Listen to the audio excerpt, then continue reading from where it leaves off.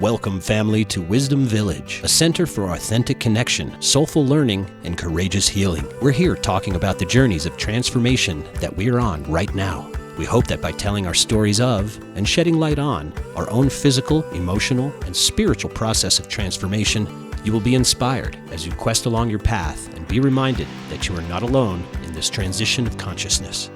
For more information, head on over to wisdomvillage.net. Today we're talking to Amanda Easton from the Tiny Star Project, where she specializes in women's retreats and circles, and she brings together children and parents and specializes in the connectedness of spiritual relationships. Thank you for coming to our podcast today, and tell us about your project. So Tiny Star Project developed out of my desire to really help children and mothers with that relationship. And I taught for 20 years in public and private schools, spiritual venues. I volunteered for CASA, court-appointed special advocates. So I've really lived my life in such a way that I've been surrounded by children and parents.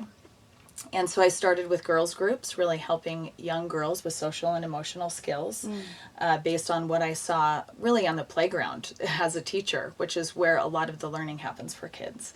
And that's how I started that. And then I, based on my own desire to explore my connection with nature as a woman, I started the Wild Woman Project Circles. And so that was really a personal journey for myself that turned into me sharing that with my friends and now sharing it with women that I don't know. So I hold the monthly circles for that reason, really, and it's been a wonderful journey for me to connect with the natural cycles and with other women and create a community. So 2 pieces of my work with children have been really important in this aspect, because you can't really talk to children about their trauma directly. You can't really, it's really difficult to do, is art and music. So art and music are 2 components of what I do with the girls group that are very significant, right? Even sound bowls, chimes, all different kinds of music, flutes, to really bring them to another space to work with that trauma. And so I find art to be one of the most powerful modalities we can use with children is art, because they love it. They're still in that playful mode. They're still willing to mess up. They're still willing to be imperfect. There is something specific, I think, to mothers that I see now that is different than I saw, 10 years ago, or maybe that was even happening 50 years ago, right? If you look at our society 50 years ago, there was more of a container, like a net for mothers, an inherent resource. Like my grandmother lived down the street from her mom, right? They were all in the same area, so there was a lot of support in this way. Community. Yeah, now I think even though the digital age provides us with some of that, and I see a lot of moms accessing that, which can be really powerful, but I think it's missing a little bit of the connected element that we're talking about in terms of, you connecting with your mentors, right? Your life would have never been the same had you not made those deep, more intimate connections. And so I think as a culture, we're seeing a lot of numbing out, right? And for moms specifically, alcohol, drugs, Facebook, whatever it is, right? We're kind of, there's this stream of numbing out that can happen. Like distractions. That can really disconnect us from this light that I'm talking about, and what the path looks like from realizing there's a light to like making it manifest and doing it over and over again. It's not a one-time deal. Right. This is an over and over again process. And when you have children, you cannot avoid it. How to support them, you asked. This is something I'm continually asking myself, how to support women. So this is something I am really digging deep into based on the mothers I know and the mothers I see and relate to. And I think part of that is a mentorship process, like being a mentor to moms.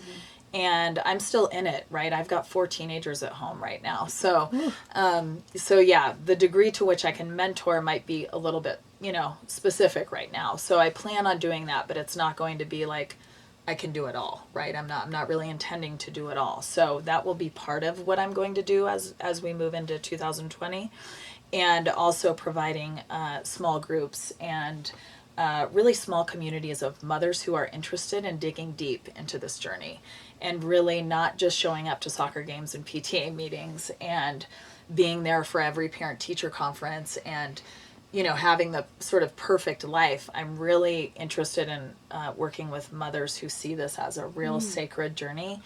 And so there will be some of that as well. And then the retreats. So my retreats are going to shift towards mothers specifically, and really supporting the first step of that journey, which I think is self-forgiveness, like forgiving ourselves for anything that we've done. I read that in what I got from you, and I was like, oh, Yeah. I'm not even a mother, and that sounds hard work. It's That's real. hard work. Yeah, it's real. And it's not a one-time thing. Yeah. This is like an over and over again process. So, but I believe that's the first step, and really acknowledging that we don't need to be perfect. We need to be us. We need to be us. And our children will continue to ask us to show up more and more for them. And when we're willing to be imperfect, then our children get the benefit of being like becoming alive through our authenticity. So they get to really then start to show up. And I don't care if they're 2 or 10 or 15 or 25, like it doesn't matter, because the unique connection between mothers and children doesn't go away. Like it just doesn't go away. So part of that first step is self-forgiveness, and also gratitude for those that came before us. Yeah. Right? This was like a conscious stream of feminine motherhood, sacred Nurturing. energy. So part of my journey was looking back at my relationship with my mother, and really, and still it's a work in progress. Every time I see her, I go, she is such an interesting character. Right? Like, it just is. So I think there's this one quote I love that's, if you think you're enlightened, go spend a weekend with your parents. yeah, totally. This is why I think as parents we have such an opportunity to really look at this and to shift that, and really open a space for our children to be fully themselves and to unconditionally love them. We want to thank our guests for coming on the show today and sharing their story with us. We hope that something in today's show resonated with you. We believe that by talking about our journeys and getting personal, we can tap into this beautiful human experience and realize that we are not alone. Wisdom Village is here to inspire and support you on your path to discovering your true self. For more information, head over to wisdomvillage.net.